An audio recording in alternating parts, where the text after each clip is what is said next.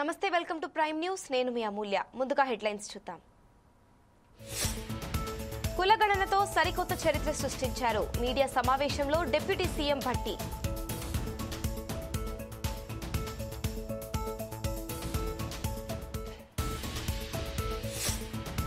రాష్ట్రపతితో Rajya Sabha deputy chairman భేటీ. ఉపరాష్ట్రపతి రాజీనామా అనంతరం కీలక పరిమాణం.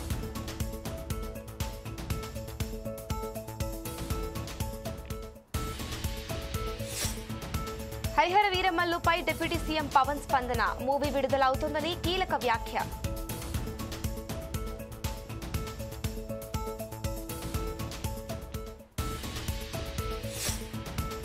ధన్కడ్ రాజీనామాపై వివరణ ఇవ్వాలి. కేంద్రానికి ఆప్ డిమాండ్.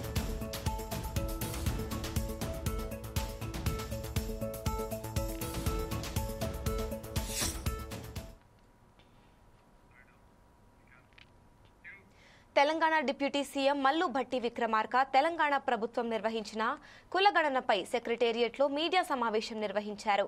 ఈ సమావేశంలో భట్టి విక్రమార్క కీలక వ్యాఖ్యలు చేశారు. రాష్ట్రం ప్రభుత్వం చేపట్టిన socio economic, educational, employment, political and cost సర్వేను దేశంలోనే చారిత్రాత్మకంగా చర్చగా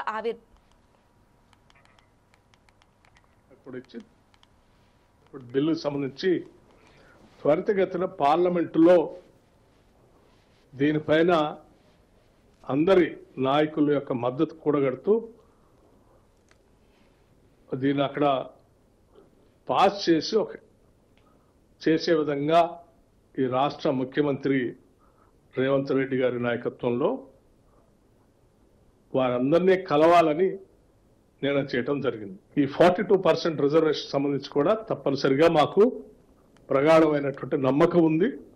పార్లమెంట్లో కూడా అన్ని రాజకీయ పార్టీలు బీసీలకి 42% రిజర్వేషన్ ఇవ్వడానికి మద్దతు ఇస్తాయని, సహకరిస్తాయని, దీన్ని ముందు తీసుకొని పోవడం కోసం, పాస్ చేయడం కోసం ఒప్పుకుంటాయని మేము ప్రగాఢంగా నమ్ముతున్నాం. దానికోసం కావాల్సిన విధంగా రిప్రజెంటేషన్ చేయడం కోసం రాష్ట్ర ముఖ్యమంత్రి రేవంత్ రెడ్డి గారి నాయకత్వంలో ఒక డెలిగేషన్ తెలంగాణలో నిర్వహించిన ఈ సర్వేను ఉదాహరణగా చూపిస్తూ రాహుల్ గాంధీ ఒత్తిడి వల్ల కేంద్ర ప్రభుత్వం కూడా దేశంలో జనాభా లెక్కలతో పాటు కులగణనకు ముందుకు వచ్చిందన్నారు.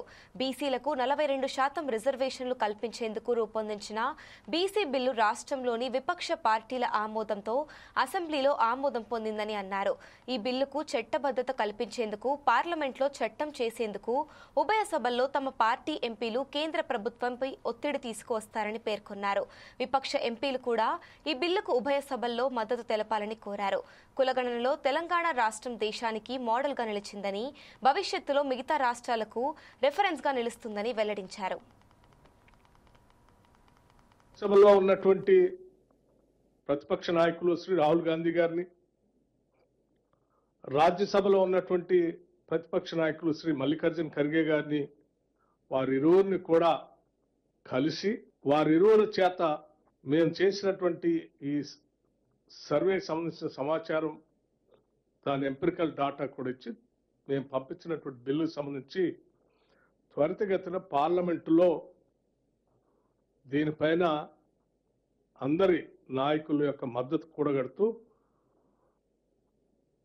దీన్ని అక్కడ పాస్ చేసే విధంగా ఈ రాష్ట్ర ముఖ్యమంత్రి రేవంత్ రెడ్డి గారి నాయకత్వంలో వారందరినీ కలవాలని నిర్ణయం చేయడం జరిగింది. ఈ 42% రిజర్వేషన్ సంబంధించి కూడా తప్పనిసరిగా మాకు ప్రగాఢమైనటువంటి నమ్మకం ఉంది. పార్లమెంట్లో కూడా అన్ని రాజకీయ పార్టీలు బీసీలకి 42% రిజర్వేషన్ ఇవ్వడానికి మద్దతు ఇస్తాయని, సహకరిస్తాయని, దీన్ని ముందు తీసుకొని పోవడం కోసం, పాస్ చేయడం కోసం ఒప్పుకుంటాయని మేము ప్రగాఢంగా నమ్ముతున్నాం. దానికోసం కావాల్సిన విధంగా రిప్రజెంటేషన్ చేయడం కోసం రాష్ట్ర ముఖ్యమంత్రి రేవంత్ రెడ్డి గారి నాయకత్వంలో ఒక డెలిగేషన్ అందరినీ కలుస్తాం. లోక్సభలో ఉన్నటువంటి తెలుగు యూనివర్సిటీలో తెలంగాణ జాగృతి ఆధ్వర్యంలో దాశరథి శత జయంతి ఉత్సవాలు ఘనంగా నిర్వహించారు. ఈ సభలో తెలంగాణ తల్లి అనే మాటను మొట్టమొదటిగా వాడింది దాశరథి అని, 1949లో తెలంగాణ తల్లి అనే పదం వాడారని సీనియర్ పాత్రికేయుడు కె శ్రీనివాస్ కీలక వ్యాఖ్యలు చేశారు. తెలంగాణను మాతృభూమిగా, తెలంగాణ తల్లిగా భావించలేదన్నారు. నేటి యువతరానికి దాశరథి కనెక్ట్ అవుతారని తెలిపారు. నా తెలంగాణ తల్లి కంజాతవల్లి అని దాశరథి అన్నారని, తెలుగు వాళ్లంతా కలిసి ఉండాలని దాశరథి అనుకున్నారని ఆయన తెలిపారు. అనంతరం దాశరథి ఉత్సవాలు ప్రభుత్వ ఆధ్వర్యంలో నిర్వహించలేదని జాగృతి అధ్యక్షురాలు ఎమ్మెల్సీ కవిత తెలిపారు. దాశరథికి ఈ ప్రభుత్వం సరైన గౌరవం ఇవ్వలేదని ఆమె ఆవేదన వ్యక్తం చేశారు. మన వంతుగా మనం దాశరథిని గౌరవించుకోవడం మన కర్తవ్యంగా భావించి తెలంగాణ జాగృతి ఒక ఉద్యమ సంస్థగా, సంస్కృతి నేపథ్యాన్ని పరీక్షించుకునేటువంటి సంస్థగా మన వంతు కర్తవ్యంతో ఈ సభను తెలంగాణ జాగృతి ఏర్పాటు చేసినట్లు ఆమె వెల్లడించారు. జూలై దాశరథి గారు పుట్టి 100 సంవత్సరాలు అవుతున్నటువంటి సందర్భంలో వారి శత జయంతి ఉత్సవాలను చాలా పెద్ద ఎత్తున చేసుకోవాలన్నటువంటి సంకల్పంతో గత సంవత్సర కాలంగా కూడా మనము తెలంగాణ జాగృతి సంస్థ నుండి కంటిన్యూస్గా ప్రభుత్వాన్ని కోరుతూ వచ్చినాం. 100 సంవత్సరాలు ఇంత గొప్ప కవి వేడుకలు చాలా అంగరంగ వైభవంగా జరగాలి, ప్రభుత్వం నుంచి జరగాలి, ఎందుకంటే శంఖంలో పోస్తేనే తీర్థమవుతుందని చెప్పి డిమాండ్ చేస్తూ వచ్చినాం. వారు చేయలేదు, సరైనటువంటి గౌరవాన్ని ఇవ్వలేదు అనేటటువంటి బాధ మనసులో ఉన్నప్పటికీ మన వంతుగా మన దాశరథిని గౌరవించుకోవడం మన కర్తవ్యంగా భావించి తెలంగాణ జాగృతి ఒక ఉద్యమ సంస్థగా, సాంస్కృతిక నేపథ్యాన్ని పరిరక్షించేటటువంటి సంస్థగా మన వంతు కర్తవ్యంగా మనం ఇవాళ ఈ సభను ఏర్పాటు చేసుకోవడం జరిగింది. మరి ఇదే కాదు, మనం నిజామాబాద్లో కూడా దాశరథి గారిని జైల్లో వేసినటువంటి జైల్లో కూడా వారి విగ్రహాన్ని ఆవిష్కరణ చేసుకొని మరి పెద్ద ఎత్తున అక్కడ డెవలప్మెంట్ కూడా చేసేటటువంటి ప్రయత్నం చేసి, మరి ఇవాళ ప్రత్యేకించి 100వ సంవత్సరం కాబట్టి మంచి ప్రయత్నం చేయాలి. దాశరథి గారిని గొప్పగా వారిని చదివి అర్థం చేసుకొని వారి యొక్క కవిత్వాన్ని వారి పనిలో కార్యరూపంగా తీసుకొచ్చినటువంటి వారిని అందరినీ కూడా పిలవాలనే ఉద్దేశంతో మరి వాళ్ళ వేదిక మీద ఉన్న పెద్దలందరినీ కూడా ఆహ్వానించుకోవడం జరిగింది. ఇవాళ మన విశిష్ట అతిథి గారు గౌరవనీయులు కె శ్రీనివాస్ గారు తన కలంతోని అనేకమైనటువంటి అంశాలను స్పృశిస్తూ చాలా సుదీర్ఘకాలంగా ఒక మంచి ఎఫెక్టివ్ జర్నలిస్ట్గా ఉన్నటువంటి వారికి ఉన్నటువంటి సాహిత్య దృష్టిని కూడా ప్రత్యేకించి మనం దృష్టిలో పెట్టుకొని ఇవాళ వారిని విశిష్ట అతిథిగా పిలుచుకోవడం జరిగింది. 22 జూలై టంగుటూరు అంజయ్య గారికి హైదరాబాద్ విమానాశ్రయంలో జరిగిన అవమానం రాజీవ్ గాంధీ చేతిలో. అప్పుడు రాజీవ్ గాంధీకి అంజయ్య గారికి కమ్యూనికేషన్ కుదరకపోవడం, అంజయ్య గారికి భాష రాకపోవడం, ఇంగ్లీష్ రాకపోవడం, దీంట్లో మొత్తానికి ఏదో ఆ సమయంలో ఒక ప్రధాన పత్రిక అంజయ్య భాషను గేలి చేసింది. ఒక కార్టూన్లో గేలి చేసినప్పుడు అది అప్పుడు తెలంగాణ వాళ్ళలో కొంచెం బాధ కలిగింది. అప్పుడు దాశరథి గారు ఏమన్నారంటే, అంజయ్య మాట్లాడేదే అసలు తెలుగు అన్నాడు. ఆయన అన్నది అది చాలా ప్రసిద్ధమైన విషయం. అంజయ్య మాట్లాడేదే అసలు తెలుగు అన్నాడు. అంటే ఆయన రాజకీయంగా ప్రత్యేక తెలంగాణను కోరుకొని ఉండొచ్చు, కానీ సాంస్కృతికంగా తెలంగాణ లక్షణాలని, ప్రత్యేకతని, దాని గౌరవాన్ని ఆయన కోరుకున్నాడు. ఆయన ఆ రకంగా తెలంగాణవాది, తెలంగాణ తల్లి అనే నిర్ణయం, ఒక భావనను కల్పించాడంటే, మనం అంతకుముందు భరతమాత ఉంది, తెలుగు తల్లి ఉంది. భరతమాత తెలుగు తల్లి, భరతమాత దేశాన్ని చెప్పేది, తెలుగు తల్లి భాషని చెప్పేది. దాంట్లో నుంచి తెలంగాణ మాత వచ్చిందంటే, తెలంగాణ తల్లి వచ్చిందంటే, తెలంగాణ తల్లి మళ్ళీ ఒక ప్రాంతాన్ని, ఒక సాంస్కృతికమైన ఒక ప్రత్యేకత ఉన్న ఒక ప్రాంతాన్ని చెప్పే కాన్సెప్ట్. దాన్ని తెలంగాణ తల్లిని తీసుకురావడం ద్వారా తెలంగాణకు సంబంధించిన భౌగోళిక రాజకీయ సరిహద్దు లోపల ఉండేటువంటి ఒక అస్తిత్వాన్ని ఆయన సృష్టించారు. అందువల్లనే ఆయన ఇంతకుముందు తీసుకున్న రాజకీయ వైఖరులు ఏమైనప్పటికీ మలిదశ తెలంగాణ ఉద్యమం ఆయనని ఒక నినాదంగా స్వీకరించింది. దాశరథిని ఇంకా నువ్వు 69లో ఏమన్నా చేసి ఉండొచ్చు, 56లో ఏమన్నా చేసి ఉండొచ్చు, కానీ మీ మాట మాకు అవసరం. మలిదశ ఎప్పుడూ లేనంతగా మలిదశ ఉద్యమంలో ఆచరణ సముద్ర గర్భం అనే పాట విపరీతంగా ప్రచారంలోకి వచ్చింది. 10 తెలంగాణ ఉద్యమ గీతాలు పాడితే దాని మధ్యలో ఒక పాట దాశరథి పాట వచ్చేది. ఏముంది ఆ పాటలు? ఆ పాట ఎందుకు తెలంగాణ ఉద్యమం స్వీకరించింది? దాంట్లో జై తెలంగాణ నినాదం లేదే. దాంట్లో ఏముందంటే ఉద్యమాలకు చరిత్రకు సంబంధించిన ఒక సార్వత్రిక సత్యం ఉంది. ఆ నల్లని ఆకాశంలో కానడాని సూర్యులు ఎందురు అంటే ఎవరైతే మరుగున పడిపోతారో, ఎవరి పేరైతే పైకి రాదో, ఎవరి ప్రతిభ అయితే మసిపూసిన మాణిక్యంలాగా ఉండిపోతుందో వాటి గురించి పాడుతున్నాడు ఆయన. పరిణామం గురించి పాడుతున్నాడు. ఇదంతా ఈ భూమి ఊరికనే ఏర్పడలేదు. ఎన్నో సూర్యగోళాలు చల్లారితే గానీ ఈ భూమి ఏర్పడలేదు. ఎంతో మంది కుతుకలు దిగితే గానీ యుద్ధాలు శాంతి రాలేదు. ఎంతో మంది శ్రమ దోచుకుంటే గానీ ధనవంతుడు కాలేదు. వీటి వెనుకున్న పరిణామాన్ని అర్థం చేసుకోమని అంతిమంగా ఎవరైనా ఏ అస్తిత్వం నుంచైనా కోరుకునేది అన్నార్తులు, ఆకలి బాధలు లేని సమాజం కావాలి అనేది దాంట్లో చెప్పాడు. దాంట్లో గాయపడిన కవి గుండెల్లో రాయబడిన కావ్యాలు అన్నాడు. బహుశా ఆయన రాయబడిన కావ్యం తెలంగాణ కావచ్చు, ప్రత్యేక తెలంగాణ కావచ్చు. ప్రత్యేక తెలంగాణ అని రాయలేదు ఆయన, కానీ అది రాయబడని కావ్యం. అది తన మలిదశ ఉద్యమం అతని నుంచి స్వీకరించి దాన్ని ఒక నినాదంగా మార్చుకుంది. కాబట్టి ఒక కవిని మనం చరిత్రలో అంచనా వేయాలంటే 100 ఏళ్ల సందర్భంగా మనం ఏం చేస్తాం? తెలుగు సాహిత్యంలో దాశరథి స్థానం ఏమిటి? దాశరథిని ఎట్లా చూడాలి? మనం దాశరథి ఇంతకాలం మిగతా తెలుగు కవులతో అంటే ఆంధ్ర ప్రాంత కవులతో సమానంగా చూస్తున్నామా? ఆరుద్ర తొమ్మేవహన్ రాశాడు తెలంగాణ గురించి, కుందుర్తి తెలంగాణ రాశాడు, సోమసుందరం వజ్రాయుధన్ రాశాడు తెలంగాణ గురించి. వాళ్ళకి ఇచ్చినంత గుర్తింపు ఆధునిక తెలుగు సాహిత్యంలో దాశరథికి ఇచ్చామా? ఒకసారి ఆలోచించుకుంటే దాశరథి తెలంగాణ వాడు కావటం వల్ల సాహిత్య చరిత్రలో కూడా ఆయనకు రావలసినంత గుర్తింపు కంటే కొంచెం తక్కువ వచ్చింది. ఆ మాత్రమైన పేరు రావడానికి కారణం ఆయన సినిమా పాటలు రాయడం, అందరూ తెలుగుదేశంలో అందరికీ తెలిసినవాడు కావటం, ఆ పాటలు చాలా హిట్ పాటలు ఉండటం కూడా కారణం.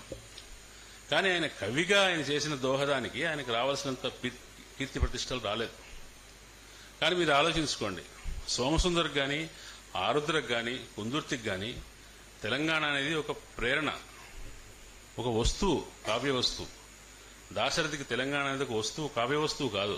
ఆయన అనుభవం, ఆయన జీవితం. ఆయన తెలంగాణలో ఉన్నాడు. ఆయన తెలంగాణలోని దౌర్జన్యాల్ని, తెలంగాణలో అన్యాయాల్ని, తెలంగాణలో దుర్భర పరిస్థితులను ఆయన చూశాడు. దానికి కారణం ఆయనకు తెలుసు, ఆయన జీవితంలో భాగం అది. కాబట్టి అటువంటి వాళ్ళని ఏమంటారు? భారతీయ జనతా పార్టీ జాతీయ అధ్యక్షుడు జేపీ నడ్డాను కేంద్ర మంత్రి కిషన్ రెడ్డి, తెలంగాణ బీజేపీ చీఫ్ రామచంద్రరావు కలిశారు. ఈ సందర్భంగా రాష్ట్ర రాజకీయాలపైన, పార్టీ భవిష్యత్తు కార్యాచరణపైన విస్తృతంగా చర్చ జరిగినట్లు సమాచారం. అలాగే తెలంగాణలో బీజేపీ ఆధిపత్యాన్ని పెంచే దిశగా అనుసరించాల్సిన మార్గాలు, వ్యూహాలపై జేపీ నడ్డా స్పష్టమైన దిశానిర్దేశం చేసినట్లు తెలుస్తోంది. గత రాజకీయ పరిస్థితులు, ప్రస్తుత రాజకీయం, ప్రజల సమస్యల పట్ల తన అవగాహనను పంచుకుంటూ ప్రాతినిధ్యాన్ని బలోపేతం చేసేందుకు ఆయా నియోజకవర్గాల్లో పార్టీ చైతన్యం పెంపుపై దృష్టి సారించాలని సూచించారు. రానున్న ఎన్నికలను దృష్టిలో పెట్టుకుని కేంద్ర ప్రభుత్వ పథకాలను ప్రజలకు వివరించాలని, పార్టీ కార్యకర్తలను సిద్ధం చేయాలని పిలుపునిచ్చారు. పార్టీ నిర్మాణంపై ప్రాధాన్యత ఇవ్వాలని, ప్రతి నేత, కార్యకర్త లక్ష్య సాధన కోసం సమష్టిగా పనిచేయాలని అవసరం ఉందని నడ్డా పేర్కొన్నారు. నడ్డా సూచించిన వ్యూహాలు తెలంగాణ బీజేపీకి నూతన ఉత్సాహాన్ని నింపుతున్నాయని, స్థానిక నాయకత్వం ఆ మార్గంలో ముందుకు సాగేందుకు సిద్ధమైందని పార్టీ వర్గాలు పేర్కొంటున్నాయి.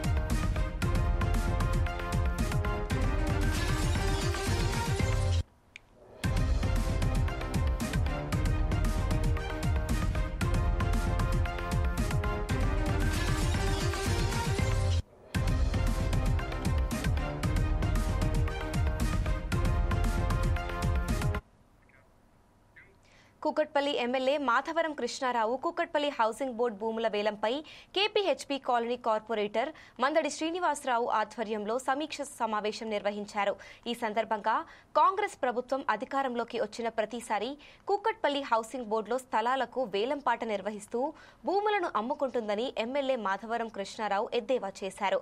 1400 ఎకరాలలో ఏర్పాటైన కూకట్పల్లి హౌసింగ్ బోర్డు స్థలంలో 10% భూమిని ప్రజల వినియోగార్థం కేటాయించడం జరిగిందని ఆయన అన్నారు.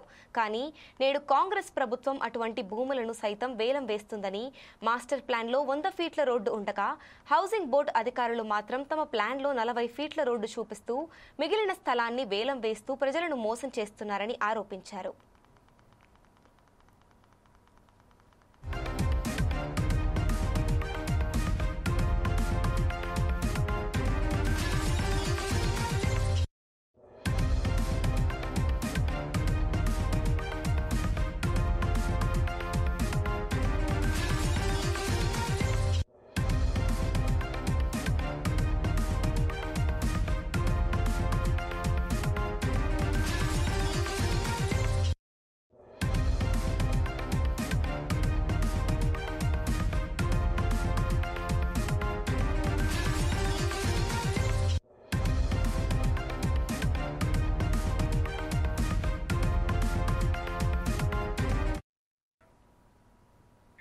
మద్యం కేసు ఛార్జ్షీట్లో అన్ని కట్టుకథలేనని, వేధింపులు, అబద్ధపు వాంగ్మూలాలు తప్ప మరేమీ లేవని వైఎస్ఆర్సీపీ రాష్ట్ర లీగల్ సెల్ అధ్యక్షుడు మనోహర్ రెడ్డి అన్నారు. వైఎస్ఆర్సీపీ నేతలను ఎక్కువ కాలం జైల్లో ఉంచాలనే కుట్రతోనే సిట్ పనిచేస్తోందని, అనేక కుంభకోణాలకు బిగ్ బాస్ చంద్రబాబేనని మనోహర్ రెడ్డి అన్నారు.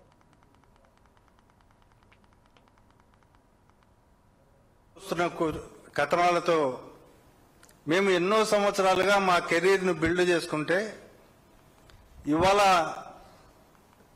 మా కుటుంబం పైన కానీ, లేకపోతే మా స్నేహితుల్లో కానీ, బంధువుల్లో కానీ, లేక విస్తృతమైన ప్రజానీకంలో కానీ మా వ్యక్తిత్వ హననం వల్ల మేము చాలా ఇబ్బందులు పడుతున్నాము. ఈ పత్రికల మూలానని చెప్పి ఇది చేశాడు. అదేవిధంగా సిట్టు వాళ్ళే లీకులు ఇచ్చి తయారు చేస్తున్నారని కూడా ప్రధానంగా చెప్పడం జరిగింది. ఏ రోజు ఎల్లో పత్రికల్లో వార్తలు వస్తే మరుసటి రోజు ఉంది కథలు అని చెప్పి చెప్పడం జరిగింది. అదేవిధంగా మేమున్న ఒక విశాలమైన 1 ఎకరా భూమిలో ఇప్పుడు మేము జైల్లో ఉంటే ఆ జైల్లో పక్క బిల్డింగులపై నుంచి కొంతమంది ఫోటోలు తీస్తున్నారు. ఇదేంది అన్యాయం అని జైలు అధికారులను అడిగితే మేమేం చేయాలో, మాకు పైన నుంచి ఆదేశాలు వస్తున్నాయి కాబట్టి మేము ఫోటోలు తీయాల్సి వస్తుందని వాళ్ళు కూడా చెప్తున్నారు. ఇవన్నీ ఈ ఆవేదనతో ఈ కోర్టు దృష్టికి మేము తీసుకొని వస్తున్నాం. అయితే సిట్టు ఈరోజు మీ కోర్టులో మాట్లాడిన తర్వాత నేను ఇన్ని విషయాలు సిట్టు మరింత కఠినతరంగా మా పట్ల వ్యవహరించవచ్చు. అయినా సరే నిజాన్ని నిర్భయంగా చెప్పాలి కాబట్టి మేము భయపడేది లేదు. అందుకని కోర్టు దృష్టికి తీసుకొని వస్తున్నాము. ఈ పత్రికలను, పత్రికా కథనాలను కట్టడి చేయాలని చెప్పి ఆయన ఆవేదనతో న్యాయమూర్తికి తెలియజేయడం జరిగింది.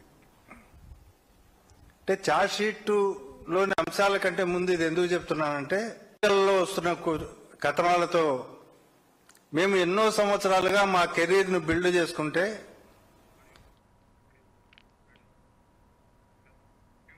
భారత ప్రధానమంత్రి నరేంద్ర మోదీ రేపటి నుంచి ఈ నెల 26 వరకు బ్రిటన్, మాల్దీవులలో 4 రోజుల అధికారిక పర్యటన చేరనున్నారు. ద్వైపాక్షిక సంబంధాల బలోపేతం, వాణిజ్యం, భద్రత, ప్రాంతీయ సహకారాన్ని పెంపొందించడమే లక్ష్యంగా ఈ పర్యటన సాగనుంది. బ్రిటన్, భారత్ మధ్య సమగ్ర వ్యూహాత్మక భాగస్వామ్యం, స్వేచ్ఛా వాణిజ్య ఒప్పందం, ఆర్థికం, సాంకేతికత, రక్షణ, భద్రత, వాతావరణం, ఆరోగ్యం, విద్య, అంతర్జాతీయ అంశాలపై బ్రిటన్ ప్రధానమంత్రి కిర్ స్టార్మర్తో మోదీ చర్చలు జరపనున్నారు. ఇక మాల్దీవ్స్ ప్రెసిడెంట్ మొహమ్మద్ మెయిజ్ ఆహ్వానంపై హిందూ మాల్దీవ్ హార్త్రాఫ్ ఎకనామిక్ అండ్ మ్యారిటైమ్ సెక్యూరిటీ పార్ట్నర్షిప్ను సమీక్షిస్తూ మాల్దీవ్స్ 60వ స్వాతంత్ర్య దినోత్సవంలో గౌరవ అతిథిగా పాల్గొని ఇరు దేశాల మధ్య దౌత్య సంబంధాలను బలపరుచుకోనున్నారు.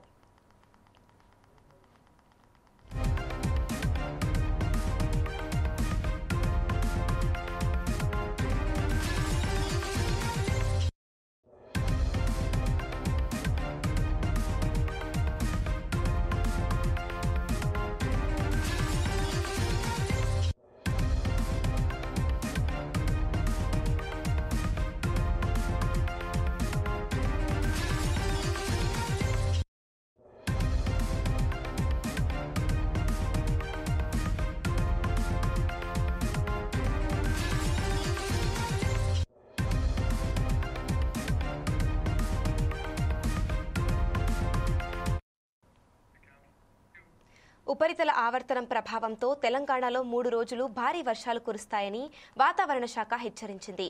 4 జిల్లాలకు రెడ్ అలర్ట్ జారీ చేసింది. 6 జిల్లాలకు ఆరెంజ్ అలర్ట్ జారీ చేసింది. అంతేకాకుండా 11 జిల్లాలకు ఎల్లో అలర్ట్ జారీ చేసింది. గంటకు 30 నుండి 40 కిలోమీటర్ల వేగంతో గాలులు వీచే అవకాశం ఉందని పేర్కొంది. కొమరం భీం, మంచిర్యాల, నిర్మల్, పెద్దపల్లి అతి భారీ వర్షాలు కురిసే అవకాశం ఉందని ఆ జిల్లాలకు రెడ్ అలర్ట్ జారీ చేశారు. నిజామాబాద్, పెద్దపల్లి, జగిత్యాల, ములుగు, భద్రాద్రి కొత్తగూడెం, జయశంకర్ భూపాలపల్లి జిల్లాల్లో భారీ వర్షాలు కురిసే అవకాశం ఉందని వీటికి ఆరెంజ్ అలర్ట్ జారీ చేశారు.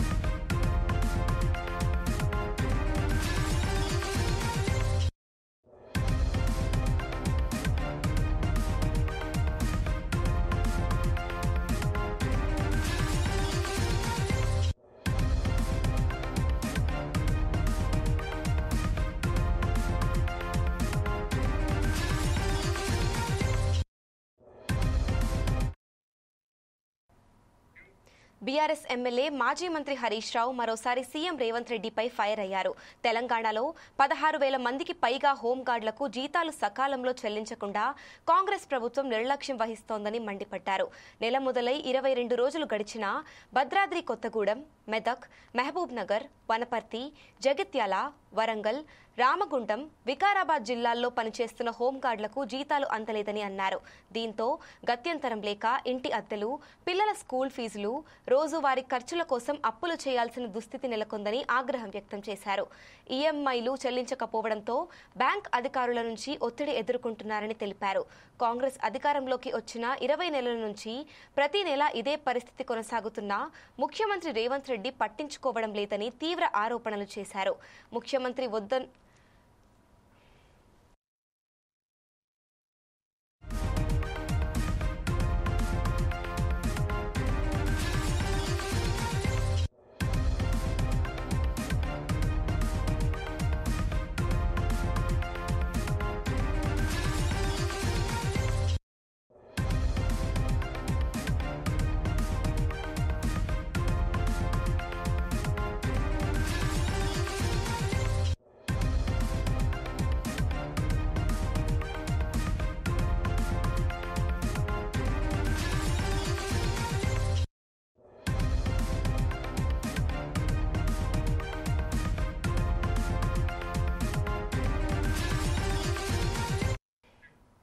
ముఖ్యమంత్రి వద్దనున్న హోంశాఖలోనే ఇలాంటి దుర్భర పరిస్థితులు ఉండటం సిగ్గుచేటని ఫైర్ అయ్యారు.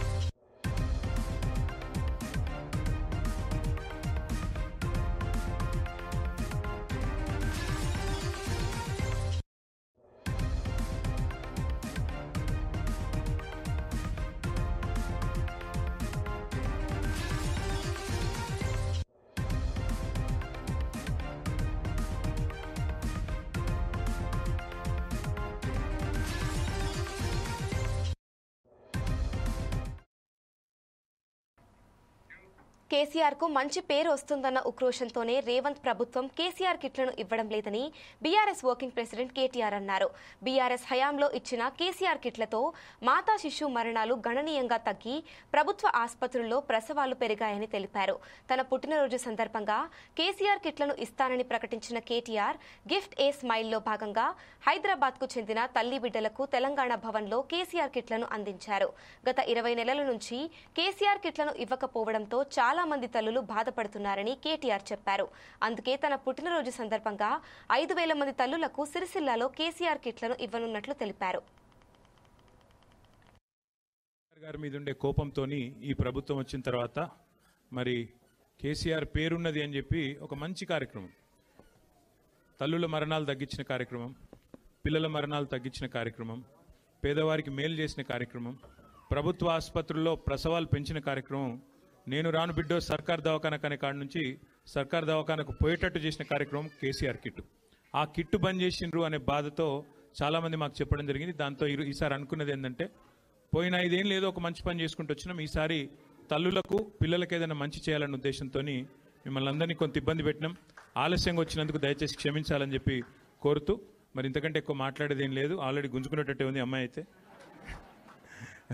ఏం లేదు, అందరికీ ఒక 5,000 కిట్స్ తెప్పించిన. एक मिनट बेटा ले आप दे दो मैं ले तो नहीं ले रही हूँ, ले बेटा. అబ్బా థ్యాంక్ యూ. సో లాంఛనంగా ప్రారంభం అయిపోయింది. ఇక మరిగా మిగతా డిస్ట్రిబ్యూషన్ ఇచ్చేసుకుంటే చేసుకుందాం. Thank you. మీ అందరు కూడా మళ్ళొకసారి పేరు పేరు నమస్కారం. Thank you. కేసీఆర్ గారి మీద ఉండే కోపంతో ఈ ప్రభుత్వం వచ్చిన తర్వాత మరి కేసీఆర్ పేరున్నది అని చెప్పి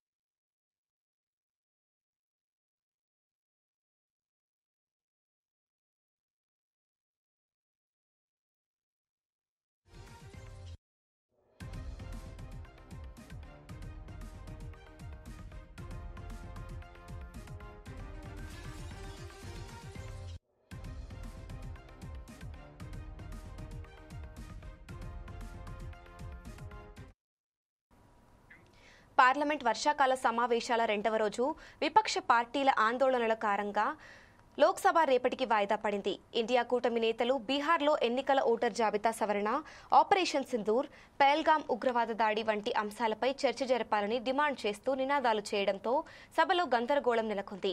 స్పీకర్ ఓం బిర్లా అధ్యక్షతన ఉదయం 11 గంటలకు సభ మొదలైన కొద్ది నిమిషాల్లోనే విపక్ష సభలో నిరసనలతో మధ్యాహ్నం 12 గంటల వరకు, ఆ తర్వాత మధ్యాహ్నం 2 గంటల వరకు వాయిదా పడింది. అయినా నిరసనలు కొనసాగడంతో సభను రోజంతా వాయిదా వేసి రేపు ఉదయం 11 గంటలకు తిరిగి ప్రారంభించాలని నిర్ణయించారు. కేంద్ర పార్లమెంటరీ వ్యవహారాల మంత్రి కిరణ్ రిజిజు విపక్షాల చర్చకు డిమాండ్ చేస్తూనే సభను నడవనీయకుండా వ్యవహరిస్తున్నారని విమర్శించారు. ఈ ఆందోళన నడుమ రాజ్యసభలో షిప్పింగ్ డాక్యుమెంటేషన్ చట్టాలను ఆధునీకరించే ల్యాండింగ్ బిల్ ఆమోదం పొందినప్పటికీ లోక్సభలో వాయిదా తీర్మానాలపై చర్చ జరగలేదు. 23 July 2025.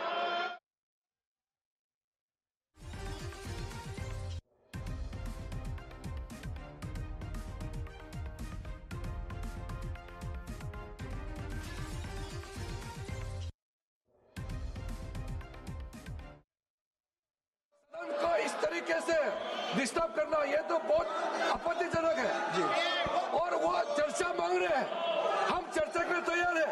फिर ये For consideration of the ये बिजनेस एडवाइजरी कमेटी में हम लोग जो बात करते हैं और सबने कहा कि ये प्लकार्ड लेकर के सदन में नहीं आएंगे, फिर ये अपने एमपीओ को ये पोस्टर बैनर लेकर के सदन को इस तरीके से डिस्टर्ब करना ये तो बहुत आपत्तिजनक है जी। और वो चर्चा मांग रहे हैं, हम चर्चा के लिए तैयार है। फिर ये for consideration of the carriage of goods by sea bill 2025. Shri Sarvanand Sonowal, Shri Sarvanand Sonowal, Shri Sarvanand Sonowal.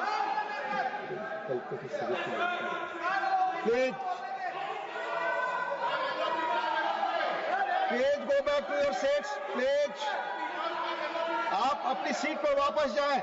Please, no. Please. AP liquor scam case నిందితులకు మరోసారి బిగ్ షాక్ తగిలింది. ఈ రోజుతో 11 మంది నిందితుల రిమాండ్ ముగియడంతో పోలీసులు వారిని విజయవాడలోని ఏసీబీ కోర్టులో హాజరుపరిచారు. అనంతరం వారి రిమాండ్ మరికొద్ది రోజులు పొడిగించాలని సిట్ అధికారులు కోరారు. దీంతో 11 మంది నిందితుల రిమాండ్ను మరోసారి పెంచుతూ కోర్టు నిర్ణయం తీసుకుంది. అయితే ఆగస్టు 1 వరకు రిమాండ్ను పొడిగిస్తూ ఉత్తర్వులు జారీ చేసింది. అనంతరం పోలీసులు వారిని జైలుకు తరలించారు. ఈ కేసులో నిందితులైన కసిరెడ్డి రాజశేఖర్ రెడ్డి, ధనుంజయ రెడ్డి, కృష్ణమోహన్ రెడ్డి, సజ్జల శ్రీధర్ రెడ్డి, బాలాజీ గోవిందప్ప, చాణక్య, పైల దిలీప్, చెవిరెడ్డి భాస్కర్ రెడ్డి, వెంకటేష్ నాయుడు, ఇతర 2 వ్యక్తులు ఉన్నారు. ఈ నిందితులను స్పెషల్ ఇన్వెస్టిగేషన్ టీం అధికారులు న్యాయమూర్తి ఎదుట హాజరుపరిచారు. గత 2 సందర్భాల్లో వర్చువల్ విధానంలో హాజరుపరిచినప్పటికీ ఈసారి కూడా రిమాండ్ పొడిగింపు జరిగింది.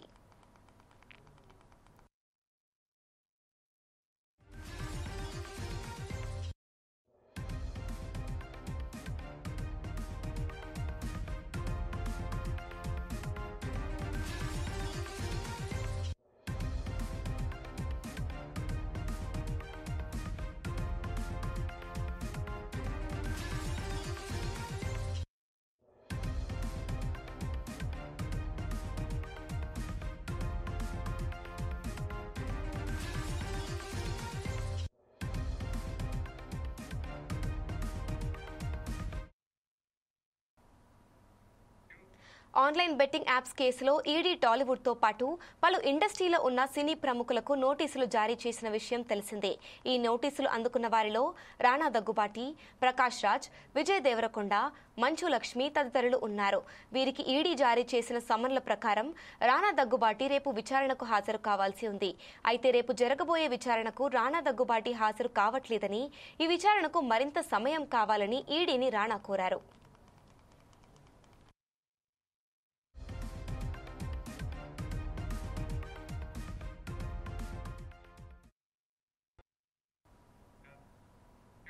మరింత సమాచారం కోసం చూస్తూనే ఉండండి 4 Sides TV. This is Amulya signing off.